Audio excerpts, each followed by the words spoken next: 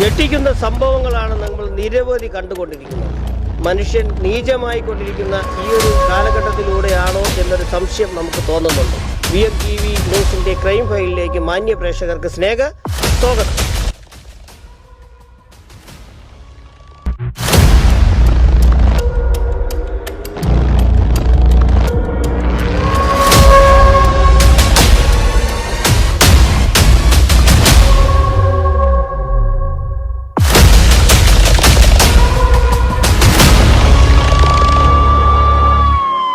അച്ഛന്റെ അലുവ കച്ചവടത്തിലൂടെ അലുവ അതുൽ എന്ന് പേര് വീണ ഒരു ചെറുപ്പക്കാരൻ കരുനാഗപ്പള്ളിയുടെ അധോലോകത്തെ വിറപ്പിക്കുന്ന ഡോണായി വളർന്നത് ഒടുവിൽ നടു റോഡിൽ വെട്ടേറ്റ് വീണതും സിനിമയെ വെല്ലുന്ന തിരക്കഥ പോലെ.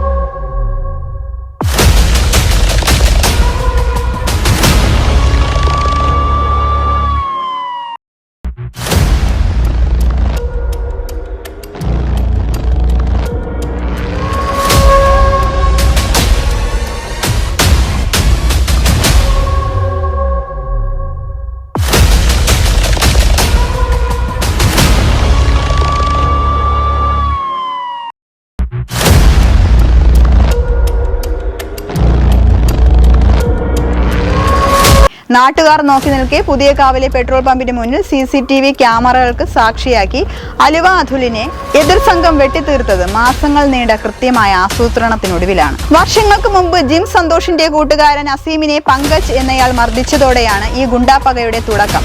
ഇത് ചോദ്യം ചെയ്ത ജിം സന്തോഷ് പരസ്യമായി പങ്കജിനെ വിരട്ടി. ഈ അപമാനം കനലായി സൂക്ഷിച്ച പങ്കജ് പിന്നീട് സന്തോഷിനെ വെട്ടി പരിക്കേൽപ്പിച്ചു. തിരിച്ചും ആക്രമണം ഉണ്ടായതോടെ സോഷ്യൽ മീഡിയയിൽ കൊലവിളികൾ ആളിപ്പടർന്നു. ഇതിന്റെ തുടർച്ചയായാണ് അലുവ അതുലിനെ പങ്കജ് കൊട്ടേഷൻ നൽകുന്നതും 2024 മാർച്ചിൽ സന്തോഷിനെ സ്വന്തം വീട്ടിൽ അമ്മയുടെ മുന്നിലിട്ട് അതുലും സംഘവും കൊലപ്പെടുത്തുന്നത്. ജിം സന്തോഷ് വധക്കേസിൽ കുറ്റപത്രം നൽകിയിട്ടും അതുൽ ജാമ്യം തേടി പുറത്തിറങ്ങിയത് സന്തോഷിന്റെ അനുയായികളെ പ്രകോപിപ്പിച്ചു. അതുൽ സ്റ്റേഷനിൽ ഒപ്പിടാനെത്തുന്ന സമയം കൃത്യമായി മനസ്സിലാക്കിയ സംഘം ദിവസങ്ങൾ നീണ്ട തയ്യാറെടുപ്പുകളാണ് നടത്തിയത്. മയക്കുമരുന്ന് മാഫിയയുടെയും രാഷ്ട്രീയ സ്വാധീനത്തിന്റെയും പിൻബലമുള്ള വലിയൊരു സംഘം തന്നെ ഇതിന് പിന്നിലുണ്ടായിരുന്നു. അതുലിനെ തീർക്കാൻ ജിം സന്തോഷിന്റെ ആരാധകർ മുൻകൂട്ടി പിരിവ് നടത്തിയതായും സൂചനയുണ്ട്. പകരം വീട്ടാൻ നടക്കുന്നവരോട് പറയാനുള്ളതെന്ന ടൈറ്റിലിൽ അതുൽ മുൻപ് പോസ്റ്റ് ചെയ്ത ഇൻസ്റ്റാഗ്രാം റീലുകൾ ഇപ്പോൾ സോഷ്യൽ മീഡിയയിൽ ചർച്ചയാകുന്നുണ്ട്. കൊലപാതകത്തിൽ നേരിട്ട് പങ്കെടുത്ത കടത്തൂർ ഗുണ്ടാ സംഘത്തിലെ ബ്ലാക്ക് വിഷ്ണു, ഹുസൈൻ, ആഷിഖ് തോമ എന്നിവരെ പോലീസ് തിരിച്ചറിഞ്ഞു. ഇതിൽ ഹുസൈനെ വർഷങ്ങൾക്ക് മുമ്പ് അതുൽ ആക്രമിച്ചിരുന്നു. പ്രതികളുടെ സുഹൃത്ത് അനീറിനെ കൊലപ്പെടുത്താൻ ശ്രമിച്ചതിന്റെ വൈരാഗ്യമാണ് ആക്രമണത്തിന് കാരണമെന്ന് FIR-ൽ പറയുന്നു. മരണം ഉറപ്പാക്കിയ ശേഷം അക്രമി സംഘം മടങ്ങിയപ്പോൾ അതിനൊപ്പം ഉണ്ടായിരുന്ന കൂട്ടുപ്രതി മനു പരിക്കുകളോടെ രക്ഷപ്പെട്ടു.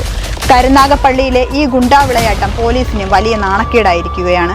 ഇതുപോലെയുള്ള മനുഷ്യ മനസ്സിനെ ഞെട്ടിപ്പിക്കുന്ന ക്രൂര കൃത്യങ്ങൾ ഇനി നടക്കാതിരിക്കട്ടെ. ഇതുപോലെയുള്ള നിരവധി കേസുകൾ നടക്കുന്നത് കാരണം ആംബുലൻസുകൾ ചീറിപ്പായുന്ന ഓരോ റോഡുകളുമാണ് നമുക്ക് കാണാൻ സാധിക്കുന്നത്. മറ്റൊരു സംഭവ ബഹുലമായ മറ്റൊരു ക്രൈം ഫയലുമായി വീണ്ടും കാണാം. നന്ദി, നമസ്കാരം.